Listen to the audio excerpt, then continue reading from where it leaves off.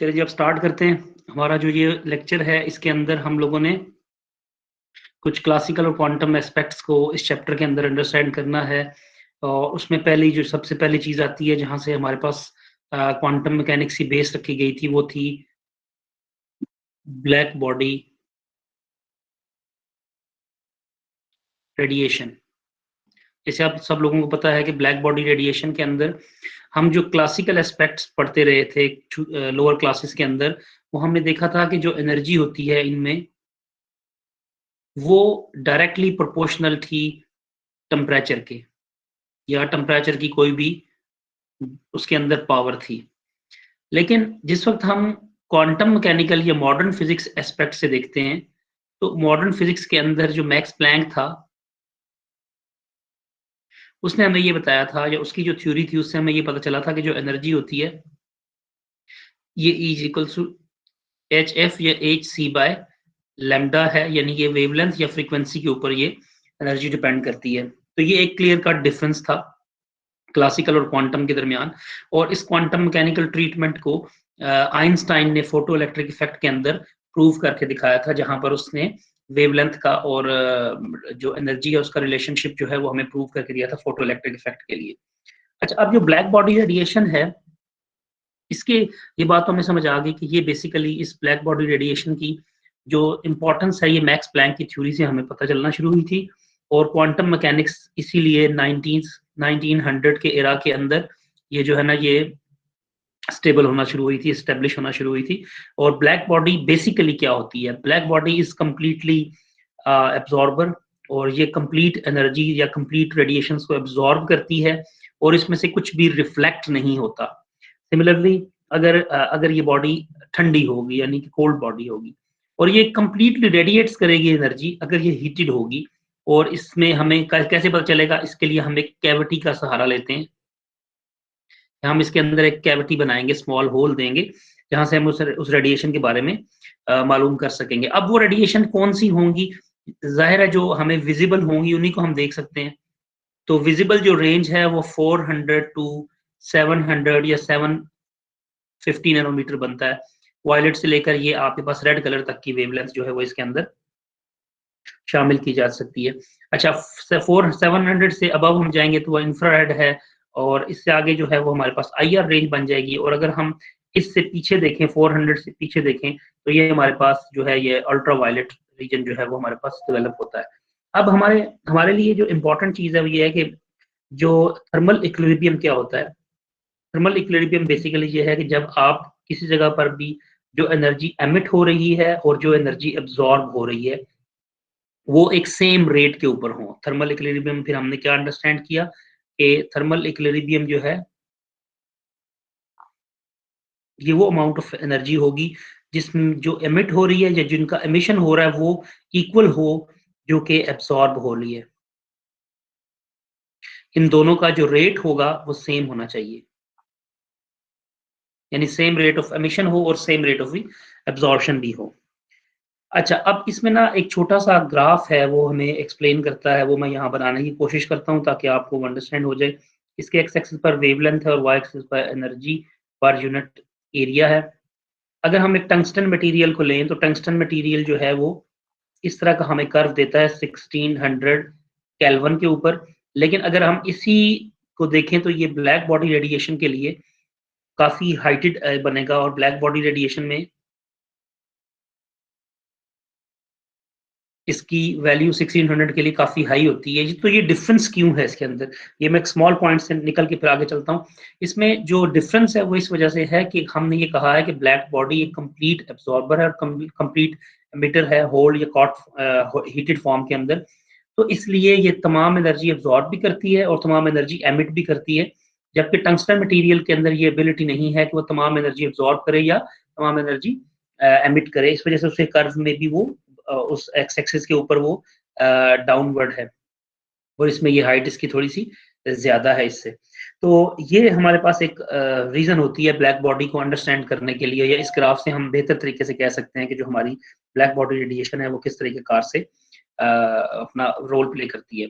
अच्छा, अब इसके बाद हम जल्दी से थोड़ा सा आगे देखते हैं कि जो अगला हमारा पॉइंट है वो ये है कि रेडिएशन जो है वो डिपेंड करती है टेम्परेचर के ऊपर या एरिया के ऊपर, और ये मटेरियल के ऊपर भी डिपेंड करती है। तो एक साइंटिस्ट था स्टीफन के लिए जो उसने फार्मूला डेवलप किया था, वो रेट ऑफ एनर्जी जो था उसके लिए वो कहा करते थे कि ए sigma T power 4।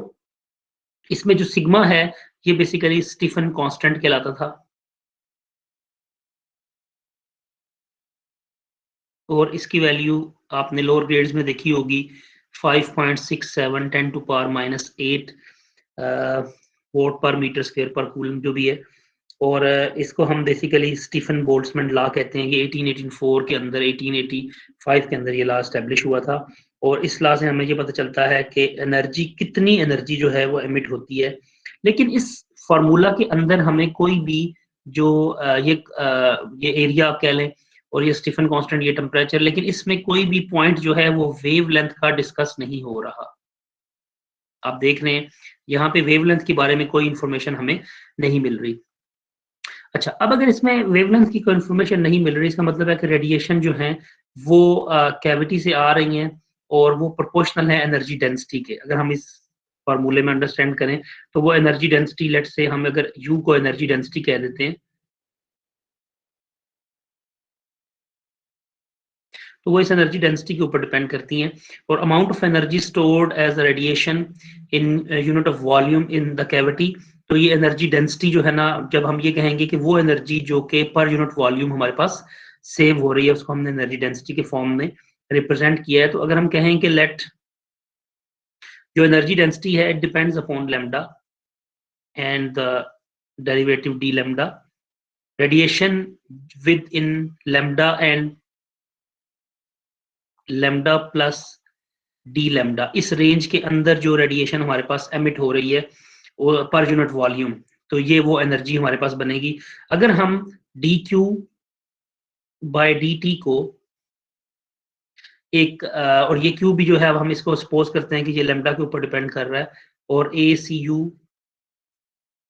Lambda D lambda by 4 pi, और इसको अगर हम इक्वेट करें 0 से 2 पाई, ये हम उस कैविटी के लिए कर रहे हैं या उस जगह के लिए कर रहे हैं जहां पर हम इस एनर्जी को फाइंड आउट करना चाहते हैं।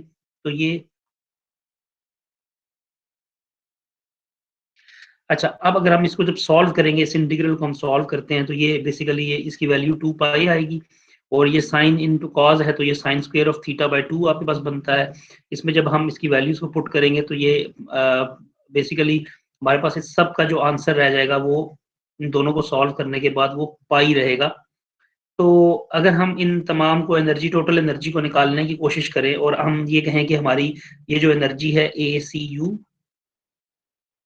बाय 4, ये अगर हम इस एनर्जी के इक्वल करें T पावर 4 के, तो यहाँ से जो हमें एनर्जी की वैल्यू मिलती है वो बड़ी इंटरेस्टिंग है कि वो 4 Stefan constant multiplied by temperature T power 4 by C के इक्वल है। तो इससे हमें ये पता चलता है कि जो एनर्जी डेंसिटी है वो बेसिकली आपके पास T पावर 4 के ऊपर डिपेंड करती है। इसी तरह एक और साइंटिस्ट के बारे में आप लोगों ने पढ़ा था, जो कि था वेन्स फार्मूला, और उसके लिए अगर हम इसी एनर्जी डेंसिटी को राइट अप करें इन टर्म ऑफ लैम्डा, तो उसके मुताबिक ये एक फंक्शन है F of lambda and T, और साथ हम इसको अगर डेरिवेटिव डी वाई के हिसाब से, डी लैम्डा के हिसाब से देखते हैं, और उसके मुताबिक ये वेवलेंथ की पावर 5 है। तो ये स्टीफन जो विंग्स हमारे पास लॉ है, इसके मुताबिक अगर हम इसको अब थोड़ा सा रीअरेंज करके लिखें तो ये लॉ कुछ इस तरह से, हम इसको लैम्डा ऑफ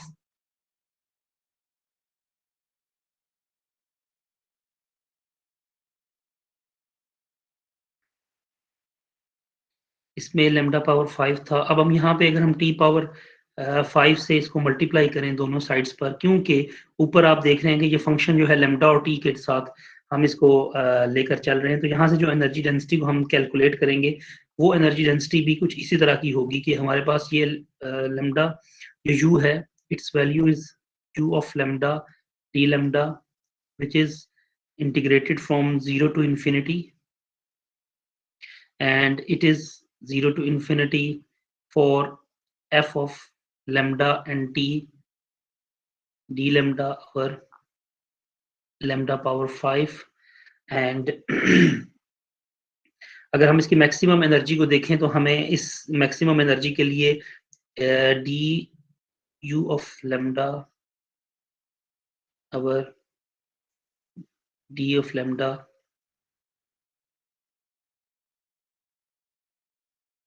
ये एक्सप्रेशन कुछ इस तरह का हमारे पास डेवलप होगा।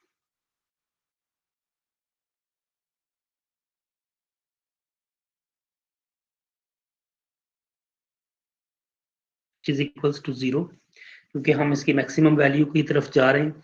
तो यहाँ से अगर हम लैम्डा एंड टी की वैल्यू को कैलकुलेट करें जो कि हमारा पॉइंट था, तो ऑन सॉल्विंग दिस क्वेश्चन हमें पता चलेगा कि ये बेसिकली इस तरह का एक्सप्रेशन जो है वो हमारे पास डेवलप हो रहा है। और इसमें जो लैम्डा एम है, अगर हम इसमें लैम्डा एम को लेके आए तो लैम्डा अगर हम इसके साथ एम लिखेंगे तो ये बेसिकली मैक्सिमम वेवलेंथ की बात हम मैक्सिमम वैल्यू की हम बात करेंगे। लैम्डा मैक्सिमम को अगर हम इसमें पुट करें तो इसमें हमें ये पता चलेगा कि जो लैम्डा मैक्सिमम है into T is equals to 0.00289 milli kelvin बनेगा। और ये इसकी एक्सपेरिमेंटल वैल्यू है। इसका मतलब है कि जितना हम टेम्परेचर इंक्रीज करते चले जाएंगे, अगर हम टेम्परेचर इंक्रीज कर रहे हैं तो इसका मतलब ये होगा कि उतनी हमारी वेवलेंथ जो है वो कम होती चली जाएगी। तो ये एक इनवर्स रिलेशनशिप यहाँ पे आके डेवलप होना शुरू हुआ। इन दो चीजों से आपने ये आइडिया आपको मिलेगा कि एक्चुअली हम लोग क्या कर रहे हैं। हम ये देखने की कोशिश कर रहे हैं कि ये जो वेन्स थ्योरी थी या जो स्टीफन थ्योरी थी, इनके अंदर लैम्डा का क्या कंट्रीब्यूशन था। और ये लोग पूरी तरीके से एनर्जी को लैम्डा के ऊपर डिपेंड नहीं करवा सके, और इन्हीं के इन रिजल्ट्स की बेस के ऊपर ही प्लैंक्स ने अपनी थ्योरी डेवलप की थी, जो हमारे शायद अगले लेक्चर में आ जाएगा प्लैंक्स थ्योरी के मुतालिक, कि उसने फिर इसको क्लियर कट रिलेशनशिप ई और is equals to H C by lambda का डेवलप कर दिया था। तो ये रिलेशनशिप जो है, इससे पहले के ये साइंटिस्ट थे जिन्होंने लैम्डा और टेम्परेचर के साथ इसको जोड़ के पढ़ना शुरू किया और समझना शुरू किया, तो इन्हें पता चला कि ये बेसिकली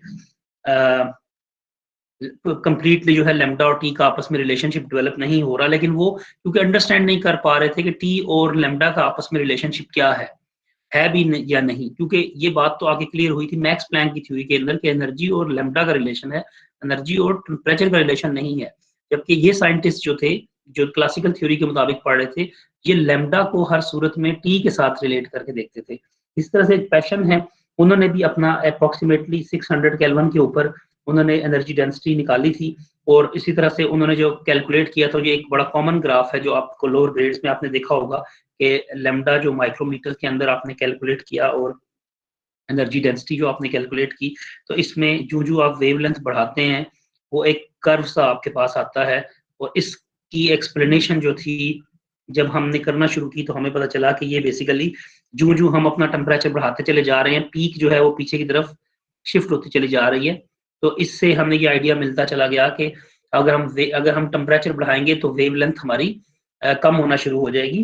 तो ये इस तरह की एक्सप्रेशंस की मदद से लोगों ने अंडरस्टैंड किया कि एनर्जी और लैम्डा का क्या रिलेशन है। लेकिन उसके साथ साथ जो प्रॉब्लम थी वो ये थी कि वो टेम्परेचर के साथ लिंक अप कर रहे थे और इनकी मदद से ही वो कैलकुलेशन करने की कोशिश करते थे, जो कि एक मिसअंडरस्टैंडिंग डेवलप हो रही थी। और इसी को फिर प्लैंक्स ने आगे जाके ठीक किया था।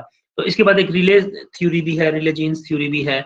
उसको पढ़ने के बाद जाके आप लोग इसी काबिल होंगे जो इस लेक्चर में 10-15 मिनट में हमने अंडरस्टैंड करने की कोशिश की कि जो बेसिक प्रॉब्लम था वो ये था कि वो लोग वेवलेंथ और टेम्परेचर को लिंक करके एनर्जी के साथ देखा करते थे, जबकि हकीकत के अंदर लैम्डा का और या वेवलेंथ का और टेम्परेचर का कोई रिलेशनशिप नहीं है डायरेक्टली। और ये एनर्जी जो है ये वेवलेंथ के ऊपर डिपेंड करती है, जो कि प्लैंक्स की थ्योरी थी और उसी ने फिर मॉडर्न फिजिक्स की एक बुनियाद रखी थी। तो इसके बाद जो एक स्टीफन रिले जीन्स थ्योरी है वो भी आप उसको इन्हीं पॉइंट्स के मुताबिक पढ़ेंगे। यानी आपके जहन में ये होगा कि क्लासिकल थ्योरी के अंदर जो साइंटिस्ट हैं वो लैम्ब्डा और टेम्परेचर का आपस में लिंक देख के पढ़ रहे हैं, तो फिर आपको रिले जीन की थ्योरी भी बिल्कुल ऐसी ही महसूस होगी। और उसके बाद जब हम प्लैंक्स थ्योरी की तरफ आएँगे, तो प्लैंक्स थ्योरी में आके हमें क्लियरली ये चीज़ क्लियर भी पता चलेगी कि टेम्परेचर का कोई रिलेशन नहीं है एनर्जी के साथ। और फिर उसकी एक्सपेरिमेंटल एविडेंसेस जो हैं वो फिर आइंस्टाइन की स्पेशल जो थ्योरी थी हमारे पास, जिससे हमने उसको कैलकुलेट किया था ब्लैक बॉडी रेडिएशन के बाद जो फोटोइलेक्ट्रिक इफेक्ट था, उससे हम उन चीज़ों को कैलकुलेट कर सकेंगे।